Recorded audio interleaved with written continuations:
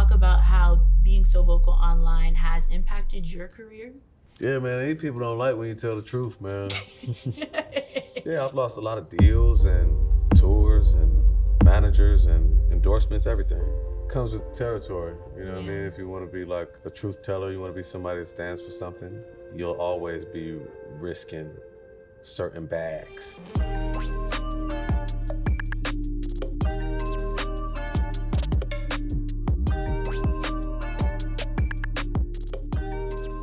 What's poppin'? It's your girl Mami Tiff here with Complex News, and today I'm here with rapper, activist, writer, the man behind the Orange Tree videos. He's an entrepreneur. Everybody welcome Vic Mensa. How you doing? How are you today? I'm good, how are you? Good. Welcome to New York. Thank you. How does it feel to be in this? I mean, you're from Chicago, so you're kind of like, I'm used It's to cold? like, It ain't bad, man.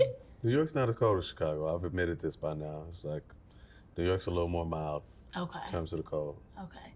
So you're like, this ain't nothing for me for real. This ain't nothing. Wait till you see it in a thong. All right, now. I am weak. I'm excited to speak with you today because you have just been all over my social media feed. Every time I see that orange tree, I'm like, oh, we about to get dropped with some knowledge, some heat. I have to ask you, I just want to bring it back. Where did the beginning of your activism journey start? Like, who really inspired you to really want to like start doing the work? My sister Aja Monet gave me Malcolm X autobiography when I was 16. Okay. And Huey P. Newton, Revolutionary Suicide, and Assata Shakur and Angela Davis. I largely credit her with radicalizing me. Mm-hmm. My dad used to be like, she's a communist. Oh no. But she introduced me to a lot of like just revolutionary thought, and been educating myself before and since. You know, my mom, pops is a PhD professor, right? And it's always been a part of who I am, and always been a part of what I do. Okay, so shout out to her. Now, taking that and going into these Orange Tree videos, how did the Orange Tree come about? Like, was it something that you planted? Did it come with the home that you live in? Like, the concept of an orange tree in someone's backyard to me is like, I don't want to say it's like fairy tale like, but it's just like, there's something so beautiful in it, like to have that access to just vitamin C, period. Like, that'd be hard if I did plant it, man. No, it was there. Okay. I was just chilling in the backyard one day. I mean, I really just had committed myself to partaking in social media maybe about a year ago. Obviously, I've always had social media, but I just wasn't really interested in it. Yeah. Didn't really feel comfortable in being myself and being authentic on social media. So about a year ago, I made a decision to just partake, you know, take the conversations I have with people in my life and just put on a camera. Helped me to learn a lot of things, helped me to express a lot of things, you know what I mean, to be like my authentic self. Had to pick up a camera and learn about cinematography and lighting and color correction and editing, and you know, it's been a valuable development and experiment for me in many ways. Yeah. And like, what made you be like, want to create this series in front of the orange tree? Did you just like, did it come to you one day, you're like, I'm gonna just start making these videos in front of this orange tree and see where it takes and where it goes? Man, I like oranges, you know what I'm saying? So if I was gonna eat the oranges anyway, I just did the first one and, you know, it made sense. It just clicked.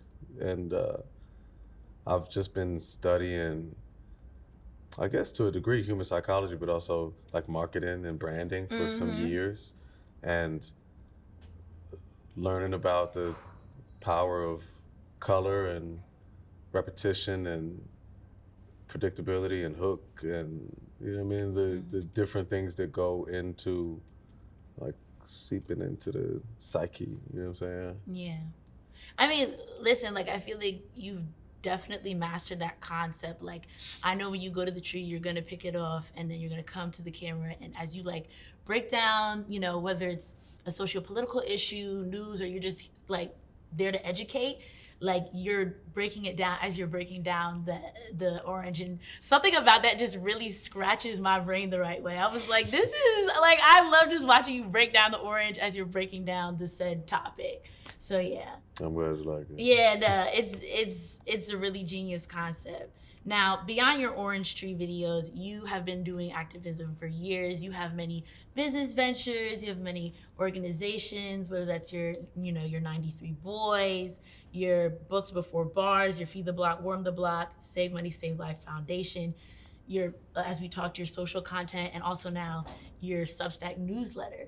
How are you balancing all of these different, organizations, and like being able to really do this work, and like, yeah, like how are you balancing it all? Because I feel like when people, they want to get into the work of activism, they might not know where to start, and then when they have so many things that they want to tackle. How are you able to balance all of those things? Man, I just try to be aligned with my purpose, you know what I'm saying? I've always felt like my purpose is to bring truth to the people, and try to be aligned with with purpose and be driven by that, you know what I'm saying? And so if that's taking the shape of an album, or taking the shape of social media video, or taking the shape of a program in Chicago, or newsletter, seeking to do things that are authentic to me, and find the ways in which they can interplay with each other. Okay. Meditate, sleep, building more team too. I mean, doing a lot of things with a very lean team and without team in a lot of ways. So trying to learn to delegate and build systems and operations better. Okay, and find that like true balance. For sure. Okay, awesome. Now, your activism doesn't just like stop online and even through the work that you do, but you also actively go in the streets and go to protests. And I know you went out to Minneapolis and went to Alex Pretty's gravesite. As someone who is a celebrity, when you're out there and you're in these protests, are you ever concerned about like you being targeted because you are a prominent voice? Gotta keep that shiesty mask on, nigga. Keep that shiesty on tight. I'm not that big on protesting these days. It's not really, what I primarily spend my time doing. I honestly feel kind of iffy about the idea or word of an activist. You know what I mean? Like, above all, like, I'm an artist, humanitarian, perhaps, thinker, writer. I'll allow the activists to be the people that like just dedicate their lives to grassroots organizing. You know what I'm saying? Okay. I care about people. I care about the world. I inhabit the world. I am a person. You know what I'm saying? And so I do try to take action. You know what I'm saying? But I think we end up in a tough place sometimes because the so-called leaders of our community are often people that are existing in the for-profit space. You know what I mean? And even in politics, like, it's so tricky because you've got elected representatives that are making hundreds of millions of dollars in the stock market. It's like the conflict is so apparent, And like I am in business, I'm selling product, I'm pushing ideas, pushing my thought. But I'm gonna let the people that have really no skin in the fucking like product game be the fucking, be the activists. Okay. You know what I mean? How would you like, I guess, identify the work that you're doing then, since you don't necessarily like really resonate? I'm just being me, Okay. I got this honest, like I always have been this person. I was raised by a lot of organizers, and those people poured into me and gave me a sense of civic responsibility. So that's just like who I am, and one day it might show up as a program in the streets. Other day it might show up as a film, it might show up as a verse, as a song. I don't make that much distinction between any of them. You know what I'm saying? I think that they're all just ideas. Okay. Yeah. Okay, so maybe focusing more just like on you being so vocal about what's going on in the world. When you see other celebrities who aren't as vocal, or maybe even like when they are asked to speak on the topics and they don't have like an opinion, how does that make you feel knowing that you are so vocal? Um, I don't think that it's anybody's responsibility to speak on things that they know nothing about, you Yeah. know? And you end up in a tough spot too when people do try to interject their voice in places where they have no education. Mm-hmm. And a lot of time people end up saying some stupid shit that like Mm-hmm. is held to them. It's like, man, they just didn't really know, you know? Yeah. I think that if you knew better, you do better, you know? And I think that as um, a person that's constantly seeking knowledge, Mm-hmm. that I do have a responsibility to use my voice.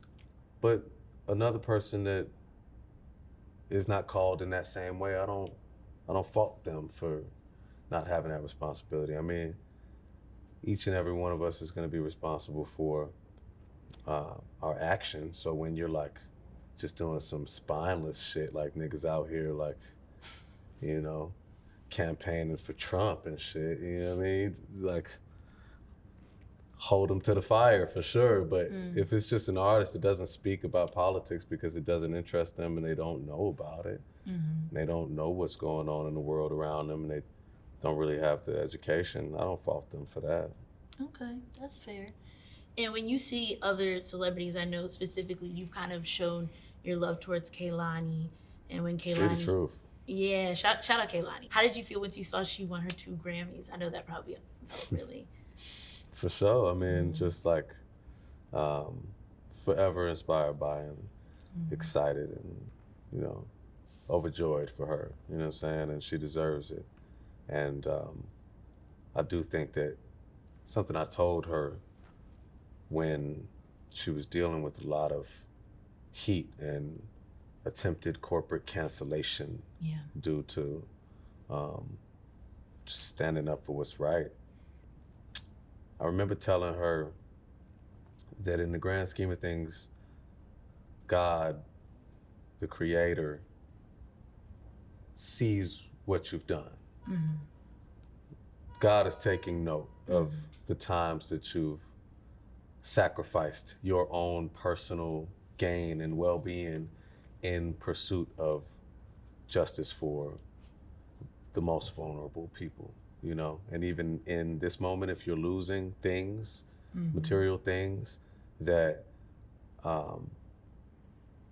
deposits made in the bank of the divine, they yield exponential returns. You never know where it comes from. You know what I'm saying? And I think God takes note too when you have the courage and the faith to sacrifice your own personal gain for the betterment of the world, for the betterment of others. It could be a single person. I feel like that holds a special amount of weight, you know, cosmic weight. Amen. I mean, that was good. I agree. And I think she is getting her flowers, and it's good to see her get her flowers and be so vocal. And I know you kind of touched on it a little bit, that you kind of like, showed her support online, and you even talked about how you had lost a lot, being so vocal. Can you talk about how being so vocal online has impacted your career? Yeah, man, these people don't like when you tell the truth, man. I don't like that at all. Yeah. And let you know what you're talking about too. They can't stand that. Um, yeah, I've lost a lot of deals and, you know, tours and managers and performances and endorsements, everything. But other times when I chose to be silent and muzzled and not speak about the things that I care about, I lost a lot of sleep, you know, like I really felt fucking pained and just like, sure, some of that was ego, but also felt lacking in integrity. And I didn't feel like myself. And that didn't serve me either, you know what I'm saying? And so I guess like comes with the territory, you know what I mean? If you want to be like a truth teller, you want to be somebody that stands for something, you'll always be risking certain bags. Um, but I think in the grand scheme of things, in the long run, you know, it'll reflect favorably on your character. I like that you brought up how like, you know, the times that you did choose to stay silent, it like weighed on you. And I feel like that's something important to think about as like artists, creators, people like, you know, if you choose to stay silent, it can still eat you up later. So you might as well just live in your truth and live and speak about what it is that like you're passionate about. So Yeah, you gotta be ready, man, you know? yeah, because it can affect you. And It's yeah. real in the field, you know? It's real in the field, but also I think we in a different kind of time right now too, where the avenues do exist for individuals to cultivate and create their own audiences and speak to those audiences. Of course, we all want, you know, a corporate check, but you got to know that those corporate checks are contingent upon your following corporate lack of morality. You got to fall in line with corporate silence on the evil actions of corporations. You know what I mean? You got to fall in line, and when you step out of line, then you'll jeopardize that.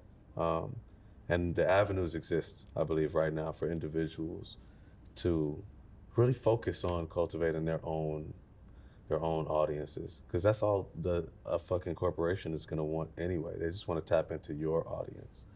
You know what I mean? So I don't think it's the same way it was when I was doing this 10 years ago. You know what I mean? Like when I was kind of talking my shit, speaking out 10 years ago, the individual creator economy was not even a thing. Like that wasn't a thing. Literally, as an artist, your whole fucking lifeline was largely dependent upon corporate buy-in. You know, it was very dependent on that. And not that it's not now, but the world has shifted in ways. And it's funny, man. I do think back to that, like 2016, to be like, damn, 10 years ago, you know, I was doing the same shit. I was making music about the same things that I talk about to this day. It's true. And To this day. I'm glad you brought that up because, well, firstly, I wanted to ask you about your experience being in Occupy West Bank, which I know you went back to in 2017, I believe. Something like that, yeah. And you experienced a lot over there. And I saw your whole op-ed piece that you put out with Time Magazine. And your experience over there, how did it prepare you for what we are seeing today in America? Yeah, when I went to the Occupy West Bank and wrote the op-ed article in Time Magazine about my experience in Palestine, I lost managers, I lost endorsements, I lost deals, but all of it is fickle compared to those that are losing homes and families and children and have been, you know, since 1947. And learning about all of that in 2017 on the ground in Bethlehem and Ramallah and Jerusalem and Hebron literally felt like how all of you guys felt watching it on TikTok in the last like 24 months or whatever it is. That's exactly how I felt when I was there, because what's been happening throughout the course of this genocide is very potent and extreme, but it's not the dawn of the occupation. It's not the dawn of the brutality. So the same way I was watching my friends just be in disbelief and taken aback at the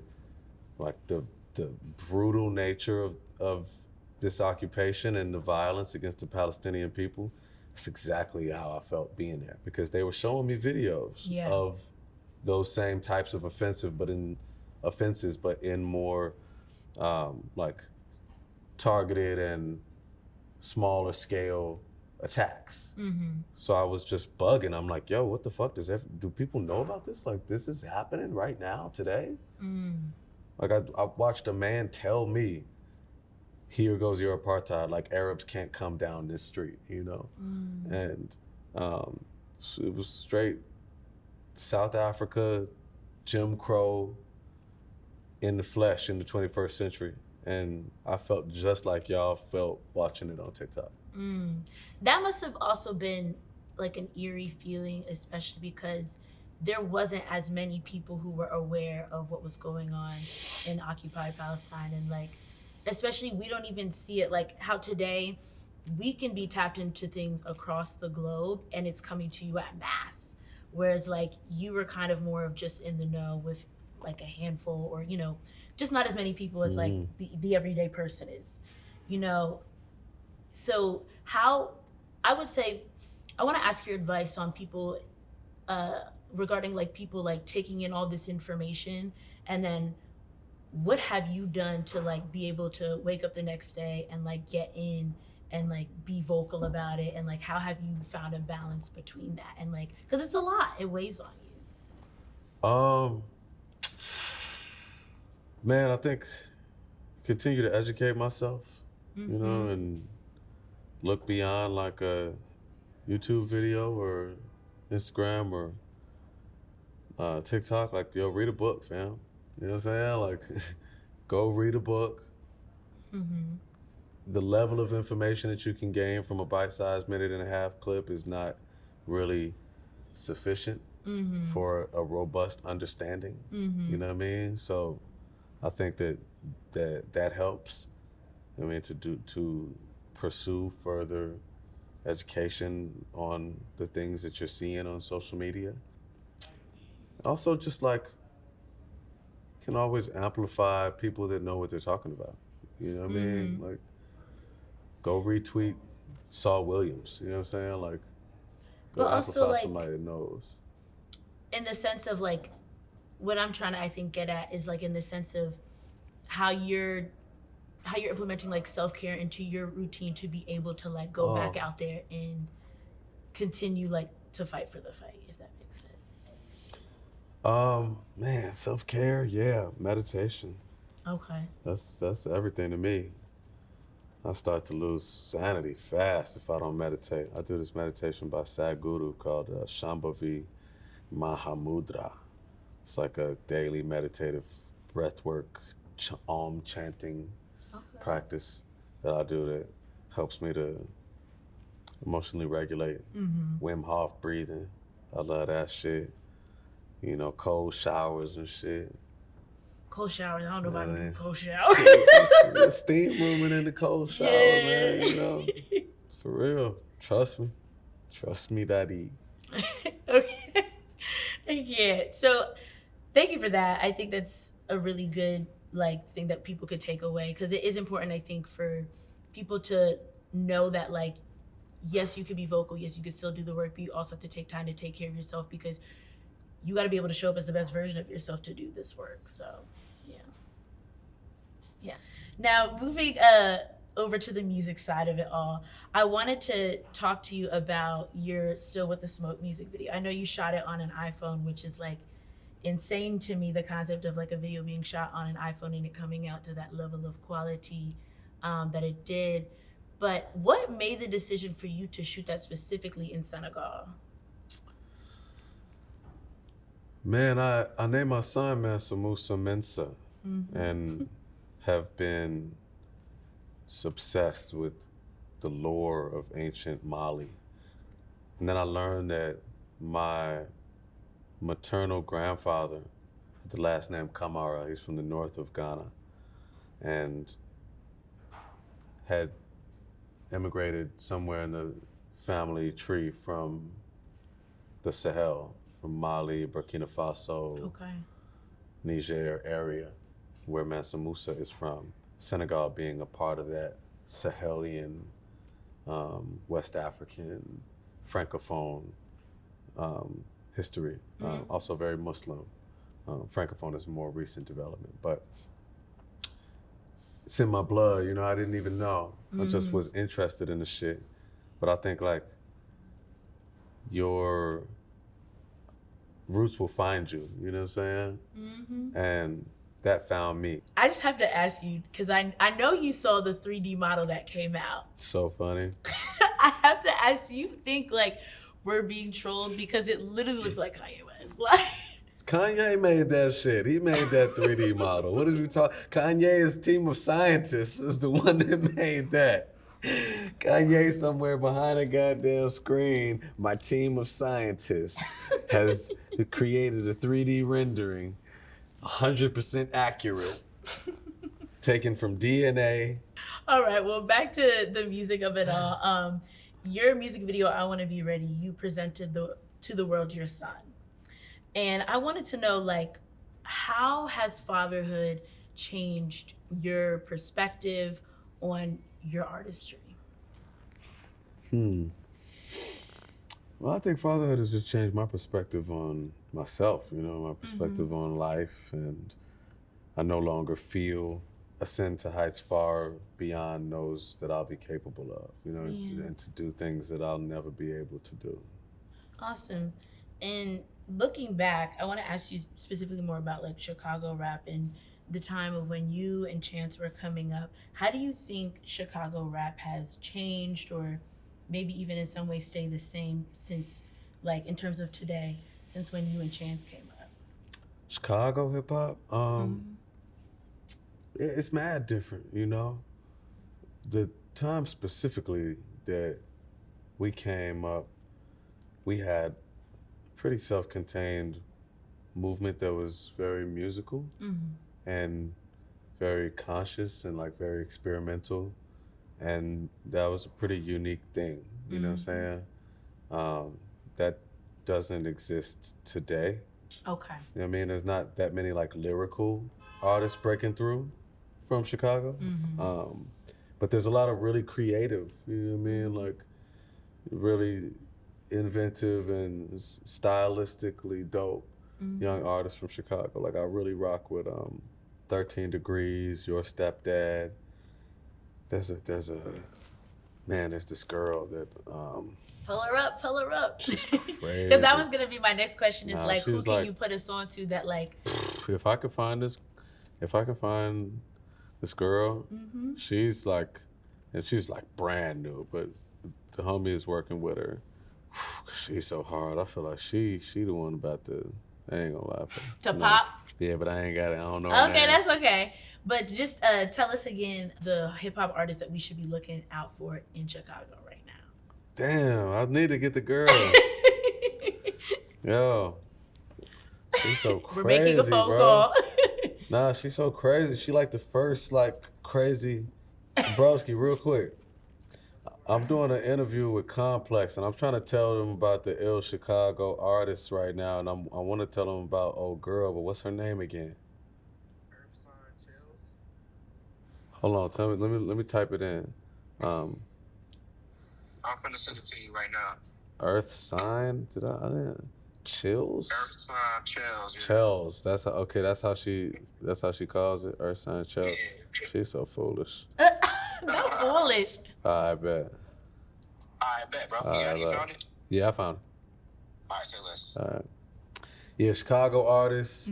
Like brand new Chicago artists. I mean, 13 Degrees is insane. Your Stepdad is cold. And this girl, Earth Sign Chels, Chels, Earth Sign Chels. I mean, I just heard her for the first time through the homie, but she's like she out of here. She's like on some lyrical, but style, but like hip hop, like bars and creative direction. It's all there. I mean, she one of the first ones that I've heard that I'm like, oh, you rapping, because there's not that much of that. I mean, obviously there's always kids that are rapping, but it ain't really broke through from Chicago, which was I think something that was particular about our time when we first came up, was like really heavy lyricism, like really dense lyricism from me and Chance and Mick Jenkins and so many fucking Young Pappy, rest in peace, and like Dirk is an amazing lyricist. But on the hip hop side, like there's quite a few of us that were like really rapping. And Ursan Chell, she's rapping. She one of the first ones I heard like that. Okay, I'm gonna have to go check her out. She's crazy. I ain't gonna lie. Crazy. What are you working on moving forward in this year? Is there anything we should be expecting to come and we should keep our eyes out here at Complex? Yeah, I'm working on a film, short film that I shot like last week. That's kind of bridging the gap from Orange Tree stuff into narrative. My album's coming out later this year. Okay. I should have the streaming release of my debut tape, the internet tape. Probably like an unscripted show too. Okay, you got a lot going on. Yeah, for sure. You know what I'm saying? But you know, people, you know where to find me. You know what I'm saying? Everybody's on goddamn Instagram. Just it'll be there. You know what I'm saying? Yeah. Okay, well, I'll definitely be tapped in. We here at Complex, will definitely be tapped in. Appreciate y'all. Yes. Well, Vic Mensa, thank you so Hey, much for coming in and speaking to us, pouring your knowledge, your wealth. Like, I truly appreciate the work that you're doing, like, beyond, like, your artistry, but the stuff that also you're doing online. Like, we need it right now. So, yeah. I appreciate you, Thank you. Tiffany. No doubt. Everybody, we out.